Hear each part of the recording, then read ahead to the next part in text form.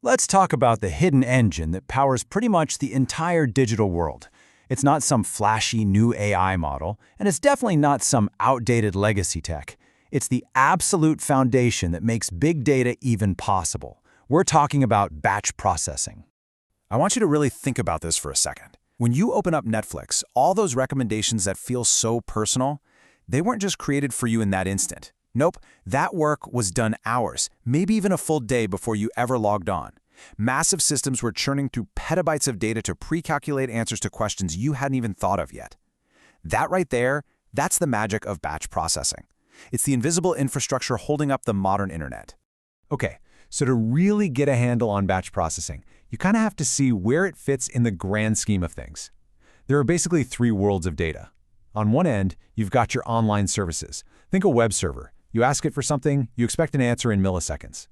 At the other extreme, you have stream systems, which are all about reacting to events in seconds.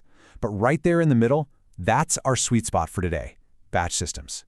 With batch, we couldn't care less about millisecond latency. We're dealing with a huge but bounded set of data. And that's key. It has a beginning and an end. The name of the game isn't latency, it's throughput. How much data can we absolutely tear through per hour? All right, so here's our game plan. We're going to start with the origin story, which, believe it or not, is on the humble Unix command line. Then we'll see how that idea got blown up to data center scale with MapReduce. After that, we'll dive into the hardest problem in all of distributed data, joins. And finally, we'll wrap up by looking at modern systems like Spark and the key principles that are going to carry us forward. So, where did all this start? You might be surprised to hear that this whole story begins decades ago, long before big data was a buzzword, with the simple, elegant, and incredibly powerful Unix philosophy. And take a look at this. I know, it looks like something out of a computer museum, right? But I'm telling you, this little one-liner contains the entire conceptual DNA of a multi-thousand-node Spark cluster. We're using one tool, awk, to grab a piece of data. Then that little vertical bar, the pipe, sends the output to the next tool, sort, which then pipes its output to unique to count things, and so on. Each tool does one simple job, and the pipe just connects them in a chain. This is the whole idea in a nutshell. And that little pipeline is the perfect embodiment of a philosophy from way back in 1978.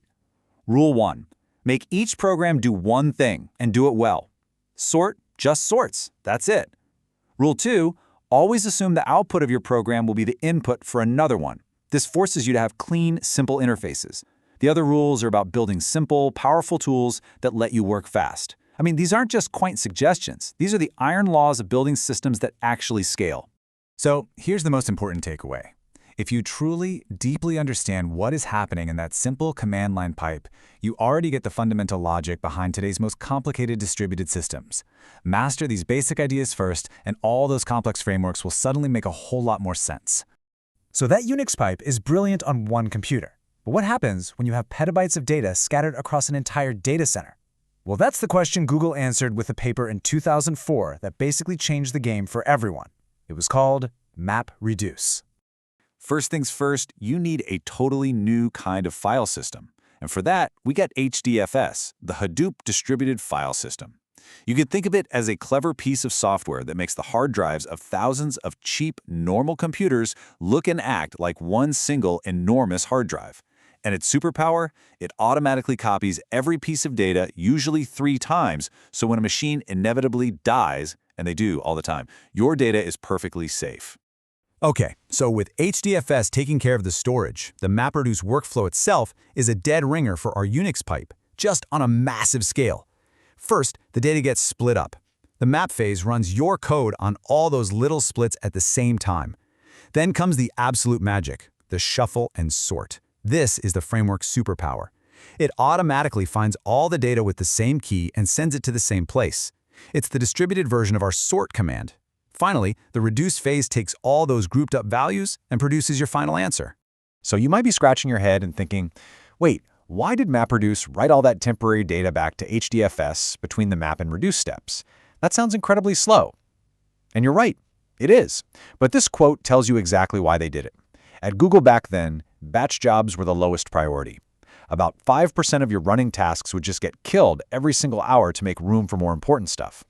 By writing everything down, if a task died, the system could just restart that one little piece of work. It was a trade-off. They gave up some speed for bulletproof fault tolerance, which made perfect sense for their world. This also clears up a huge point of confusion: Hadoop versus the big traditional MPP databases. They aren't enemies, they're different tools for different jobs. An MPP database makes you define your table structure perfectly before you can write a single byte of data.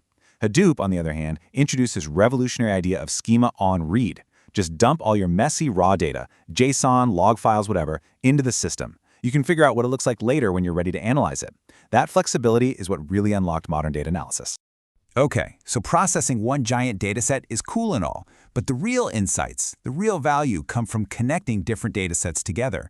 So how in the world do you join a billion user clicks with a million user profiles when you don't have something like a database index to help you? This, my friends, is the central challenge. The classic workhorse solution is the sort-merge join. And what's so brilliant about it is that it just leans on the MapReduce framework's natural strengths. In your map job, you just label each record from both datasets with the key you want to join on, like a user ID. Then you just let the framework do its shuffle and sort magic. It guarantees that all records for the same user ID will land on the same reducer, already sorted. The reducer's job is now super easy. It just has to merge two sorted lists. It's elegant and it scales like a beast. But this beautiful approach has an Achilles heel. It's called data skew. What happens when one of your keys is way more popular than all the others? You know, like a celebrity user on a social media site? All 10 million of their records, represented by key C here, get sent to a single unlucky reducer. That one machine is totally overwhelmed, while hundreds of other machines are just sitting around twiddling their thumbs. Your whole job grinds to a halt, all because of this one hot key. Now, to get around that expensive network shuffle, and sometimes the skew problem, we have another trick up our sleeve: the map side join. These things are orders of magnitude faster because they completely skip the shuffle and reduce steps. But there's always a catch, right? It only works if you can make a big assumption about your data. Usually, that one of the two datasets you're joining is small enough to fit completely into memory on every single machine.